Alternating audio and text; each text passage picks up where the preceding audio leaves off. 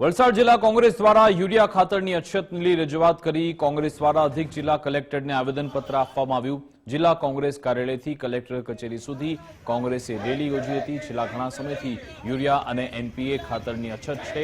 ખેડૂતો ના છૂટકે મોંઘા ભાવે ખાનગી દુકાનોમાંથી ખાતર લેવા મજબૂર છે। આગામી દિવસોમાં નિરાકરણ ન આવે તો ઉગ્ર આંદોલનની પણ ચીમકી ઉચ્ચારાઈ છે।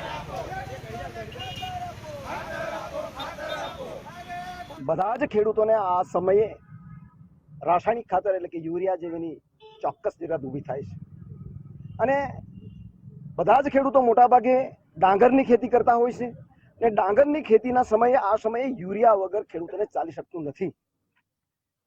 એના માટે તમામ વલસાડ જિલ્લાના ખેડૂતો મારફતે એક માંગ હતી કે ભાઈ જિલ્લા કોંગ્રેસ મારફતે અગર તો વિરોધ પાર્ટી મારફતે એક આવેદનપત્ર આપવામાં આવે ને ખેડૂતોને તાત્કાલિક યુરિયા ખાતર આપવામાં આવે, ડીએપી આપવામાં આવે અને 20-20 ખાતર આપવામાં આવે એવી માંગ ઉપડી અને એના નાતે તાત્કાલિક નક્કી કરીને જિલ્લા કોંગ્રેસ મારફતે આજે એક આવેદનપત્ર આપ્યું છે।